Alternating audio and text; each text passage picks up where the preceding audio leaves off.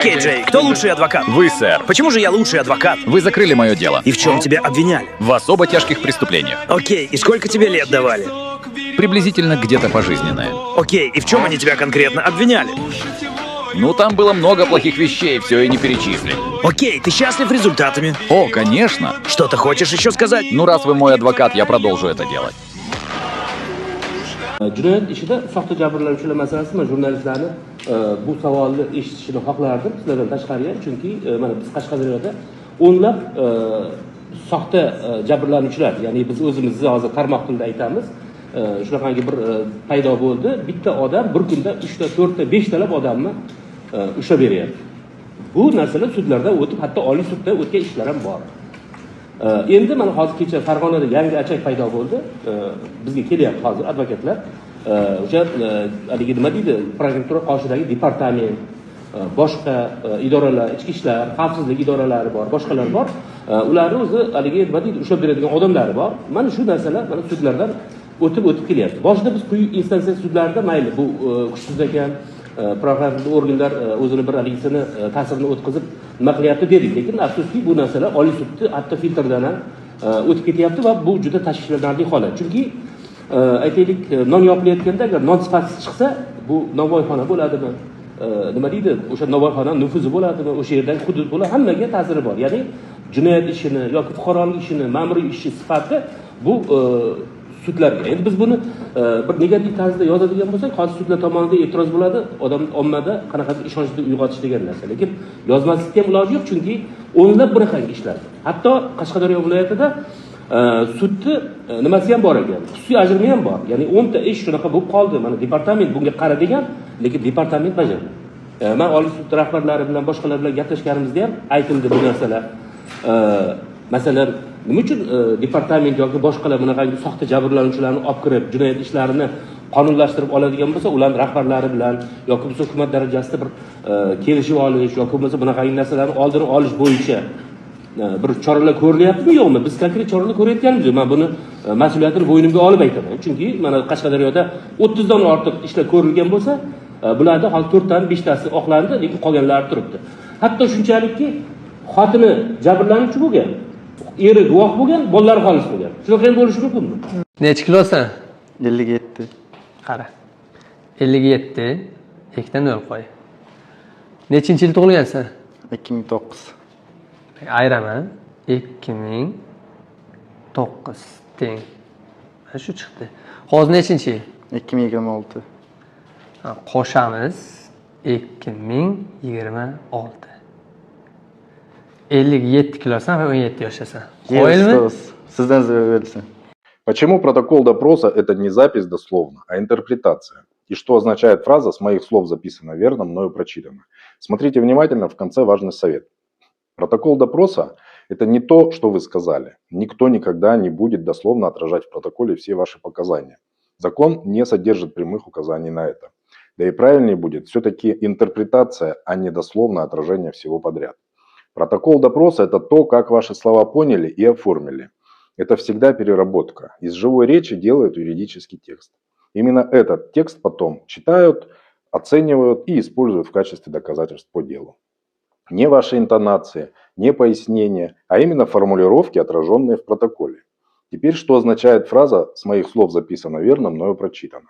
Она означает не то, что вы просто прочитали протокол. Она означает, что вы ознакомились с ним, вы подтверждаете формулировки, вы согласны с логикой и вы принимаете интерпретацию, даже если вы имели в виду совсем другое.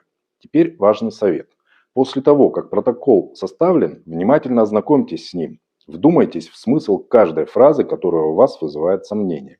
Если вы с чем-то не согласны, попросите переделать так, как считаете правильным. Если получили отказ, сделайте в конце протокола собственноручно запись. Фраза такая-то прозвучала вот так, но отражена она была по-другому. В большинстве случаев, поверьте, после этого, хоть и с недовольством, но в протокол внесут изменения и переделают его.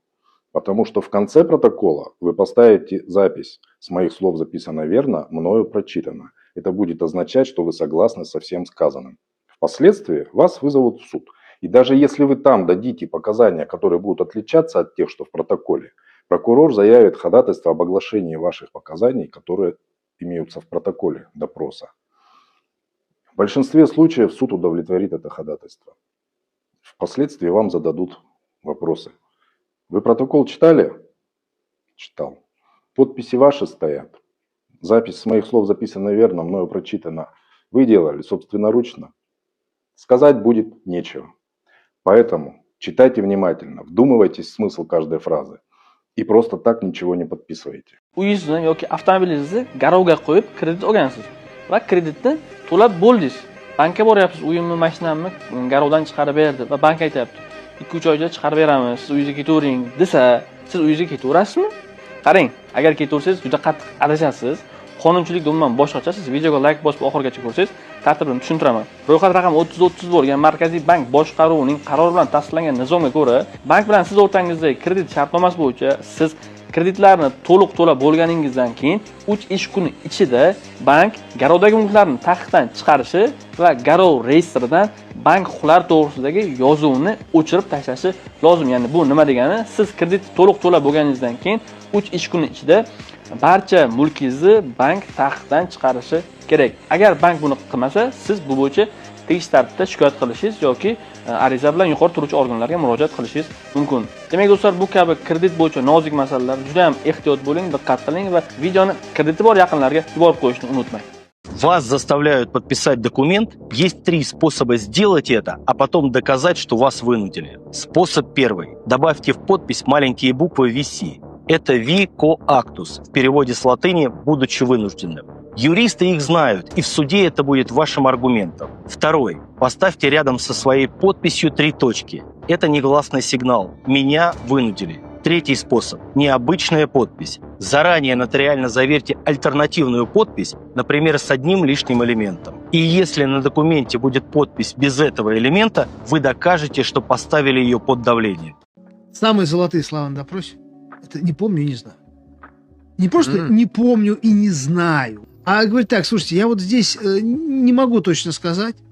Я не хочу вводить следствие в заблуждение. Вот давайте, не нужно там запись поднять, что-то вспомню. Так спонтанно, тем более я очень нервничаю сейчас. Поэтому давайте это там отложим. Я потом вспомню, и я вам лучше точно скажу. Вы не вступаете ни в какие-то конфронтации со следствием. Вы не вводите в заблуждение. Вы не обманываете. Вы говорите, что я готов все вам рассказать, чуть попозже дать мне вспомнить. Соответственно, нас никто не может заставить что-то вспоминать, то, что мы забыли. В следующий раз вам обязательно расскажу. Не будет, как правило, следующего раза. Malikada sizga shu so'z o'yinlari bilan yolg'on gapirmasdan aldashadi. Birinchisi, Korobka o'ziniki aka o'zi? Korobkasi aka o'ziniki. bu holatda siz korobkasi o'zinikimi deysiz, sotuvchi bo'lsa o'ziniki deydi. Lekin har qatdan olib qaraladigan bo'lsa, ushbu telefonning korobkasi bo'ladi, lekin zavoddan chiqqan korobkasi bo'lmaydi. Siz mana shu holatdan qochish uchun korobka o'zinikimi, originalmi yoki yasalmaganmi deb savol berishingiz kerak. Ikkinchisi, Aka 13 Pro bor, ideal sotsanglar, yo'nqislari 97. Mashinadan bosib olmaysizmi? Rostdan 97. Aka mana bemalol olib tekshirsangiz ham bo'ladi o'zingiz. Yo'nqisini haqiqatan 97 mi? misol uchun 13 Pro yoki 13 Pro Max telefonlarni olamiz. Ushbu telefonlarning hozirgi kunda yo'nqisi 90 dan balandlari chiqib ketdi. Lekin ushbu telefonlarni ishlab chiqarilganiga 4 yil bo'lgan bo'lsa ham, haligacha yo'nqisi baland. Bu narsa nereal holat deb hisoblanadi. Bunaqa holatda qanaqa qilib yo'nqisi baland ko'rinatsanglar, shunaqangi chiplar borki, telefonning yo'nqisini baland qilib ko'rsatadi. Uchinchisi, Bu telefoningiz hamma joyi originalmi ish qilib? Ha, aka, ideal. bunaqa holatda ham so'z o'yini ketadi. Siz so'raysizki, olmoqchi bo'lgan telefoningizni o'zinikimi, hamma joy radnoymi deb so'raysiz. Bozorchi bo'lsa o'ziniki deb javob beradi. Lekin bu holatda bozorchi aldamayapti, bu yerda so'z o'yini qilyapti. Ushbu telefon restavratsiya bo'lgan bo'lsa ham hamma narsa o'zini zapchastlari qo'yilgan bo'ladi. Bu gapimiz bilan Malikadagi hamma do'kon shunaqa demoqchi emasmiz, lekin telefon olganda hushyor bo'lib, e'tibor bo'ringlar. Shunga o'xshagan foydali ma'lumotlarni olish uchun mening sahifamga obuna bo'ling.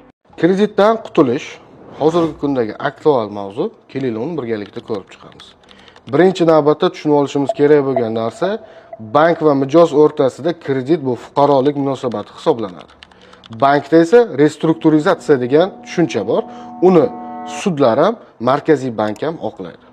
Ya'ni kim Fuqarolik kodeksining 354-moddasi, 383-moddasiga ko'ra, sizni daromadingiz oylik to'lovni qilishga yetmayotgan bo'lsa, sog'lig'ingiz og'irlashgani tufayli siz daromad manbaiga erisha olmayotgan bo'lsangiz yoki bo'lmasam sizga bog'liq bo'lmagan ravishda daromad manbaini yo'qotib qolgan bo'lsangiz ushbu huquqni va restrukturizatsiyani bankdan talab qilishingiz mumkin.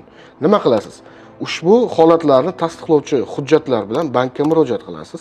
Bank rahbariyati bilan kelishgan holda ushbu restrukturizatsiyani amalga oshiradi. Ya'ni kredit muddatini uzaytirib beradi yoki 3 oydan 6 oygacha sizga kredit ta'tili beradi. Ya'ni siz unda umuman kreditni to'lov qilmaysiz. Yoki bo'lmasam kreditni faqat foizlarini to'lab, asosiy qarzni esa bir qancha muddat to'lamay turasiz. Bu huquq bank undan foydalanishi mumkin, xohlasa foydalanmasligi mumkin. Majburiyat emas. Hamma gap sizni bankni ishontira olishingizda va ko'ndira olishingizda.